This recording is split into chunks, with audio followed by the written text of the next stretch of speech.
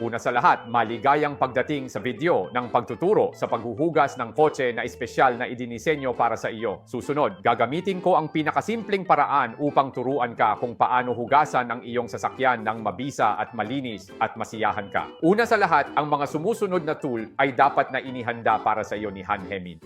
Ang layunin ng aming paghuhugas ng kotse ay subukang huwag magasgasan ang katawan ng kotse habang nililinis ito. Mangyaring tandaan na huwag hugasan ang kotse ng kasing lakas ng bathtub. Kung hindi, magagalit ang iyong employer. Ngayon, ituturo ko sa iyo kung paano gamitin ng tama ang mga tool sa paghuhugas ng kotse. Una, nandyan ang balde ng tubig. Ang balde ng tubig ay ginagamit upang lalagyan ng malinis na tubig. Kung ang tubig ay nagiging lipas, dapat itong palitan. Kung hindi, ito ay makakamot sa katawan ng kotse. Bukod sa pagtulong linisin ang katawan ng kotse, ang West Color Heat ay may mga lubricating na sangkap na nakakatulong mabawasan ang posibilidad na magasgas ang kotse. Tandaan, kailangan nating linisin ang kotse habang iniiwasan ang mga gasgas, kaya mahalaga ang car washing liquid.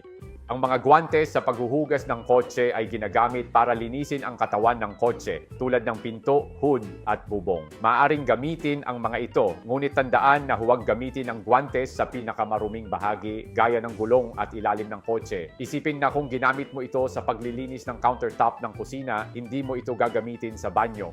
Kung ang guwantes sa paghuhugas ng kotse ay masyadong masikip, mahirap maglinis at maaaring magdulot ng gasgas sa katawan ng kotse. Para sa mga maruruming bahagi tulad ng loob ng rim ng gulong at ilalim ng pinto, anong tool ang dapat gamitin sa paglilinis? Gamitin itong ordinaryong fiber towel, ngunit tandaan na linisin ito ng huli. Ang huling tuwalya ng kotse ay para sa pagpapatuyo ng katawan ng kotse. Pagkatapos punasan ang kotse, tiyaking ganap na tuyo ang katawan ng kotse. Ngayon, lumipat tayo sa ilang mahahalagang bagay, ang kapaligiran sa paghuhugas ng kotse. Mangyaring huwag hugasan ang iyong sasakyan sa ilalim ng direktang liwanag ng araw at huwag maglagay ng anumang mga tool sa katawan ng kotse dahil ito ay malubhang makakamot dito. Hindi matutuwa ang mga sira't-sir mo. Una, punan ang balde ng 1.5 litro ng malinis na tubig. Pagkatapos, gamitin ang measuring cup na ito para magbuhos ng 100 ml ng Eco Wash Car Wash Liquid sa electric foam spray bottle na ito. Higpitan ang takip, kalugin ito ng mabuti, at pagkatapos ay pindutin ng matagal ang power button sa ibaba ng spray bottle sa loob ng 30 segundo hanggang lumitaw ang berdeng ilaw na nagpapahiwatig na naka-on ito. Pindutin muli para simulan ang pag-pressurize. Ang spray bottle ay tutunog kapag nagpe-pressure. Kapag sapat na ang presyon, hihinto ito at magpe-pressure muli kung kulang ang presyon. Normal lang ito. Sa paghuhugas ng sasakyan, pindutin lang ang button na ito at automatikong mag-spray ng car wash liquid. Ispray ito ng pantay sa buong kotse ng 1 to 2 minuto. Magsisimula itong matunaw at mapahina ang mga contaminants sa katawan ng kotse at pagkatapos ay maaaring hugasan ng kotse. Kapag naghuhugas ng kotse gamit ang long wet car wash gloves, mas basa ang guwantes, mas mabuti. Gayunpaman, depende ito sa pahintulot ng opisina ng pamamahala ng paradahan. Nagsisimula kami mula sa hood ng kotse at linisin ito ng pahalang at patayo sa linya ng linya na may magaan na presyon. Tandaan na huwag maghugas ng pabilog o maghugas ng may lakas. Ang mga kasanayang ito ay magdudulot ng higit at higit pang mga gasgas sa katawan ng kotse. Pagkatapos ay linisin ang mga gilid ng kotse. Tandaan na hatiin ang katawan ng kotse sa itaas at ibabang bahagi. Maaari nating gamitin ang posisyong ito bilang linya ng paghahati. Ito ang upper half at ito ang lower half. Lilinisin muna namin ang upper half ng sasakyan. Sa tuwing babasahin namin ang mga guwantes sa paghuhugas ng kotse, maaari naming linisin ang 2 hanggang 3 panel ng katawan ng kotse. Pagkatapos, ang mga guwantes sa paghuhugas ay magsisimulang marumi. Sa puntong ito, ilagay ang mga guwantes sa isang balde ng tubig upang hugasan ang mga ito. Pagkatapos ay hugasan ang mga contaminant sa mga guwantes. Pagkatapos ay dahan-dahang pigain ang mga guwantes hanggang sa kalahating tuyo ang mga ito. At pagkatapos ay ispray ang itaas na bahagi ng 2 panel ng katawan ng kotse ng likidong panghugas ng kotse. Pagkatapos ay ulitin ang mga hakbang sa itaas gamit ang isang washing machine upang linisin ng pahalang at patayo ang bawat hilera. Pagkatapos linisin ang itaas na kalahati ng 2 panel ng katawan, hugasan muli ang mga guwantes at ulitin ang mga hakbang sa itaas hanggang sa matapos ang itaas na kalahati ng katawan. Sinimulan naming linisin ang ibabang kalahati ng kotse. Bakit natin ito hinati sa itaas at ibaba?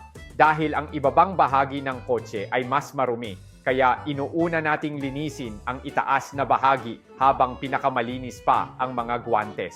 Kung nakita ni na Officer Lipik at Wongman na walang mali sa itaas na bahagi ng sasakyan, iisipin nilang napakahusay mong nagawa. Kung nakita mo na ang tubig sa balde ay marumi sa panahon ng paghuhugas ng kotse, inirerekomenda na palitan ito ng isang balde ng sariwang malinis na tubig upang ito ay mas malinis. Pagkatapos, gamitin ang spray bottle para mag-spray ng car wash liquid sa ibabang bahagi ng dalawang body panel.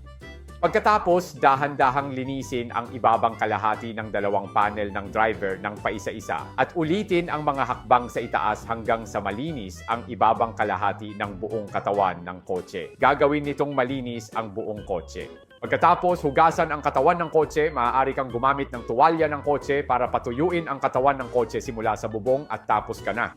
Upang linisin ang mga rim ng gulong, maaari mong gamitin ang fiber towel na ito. I-spray ito ng tubig, pagkatapos ay ibabad ito sa isang balde ng tubig. Pigain ito ng marahan at pagkatapos ay banlawan ng rim. Ulitin ang prosesong ito para sa bawat rim. Pagkatapos ay linisin ang pangalawa, pangatlo at ikaapat na rim.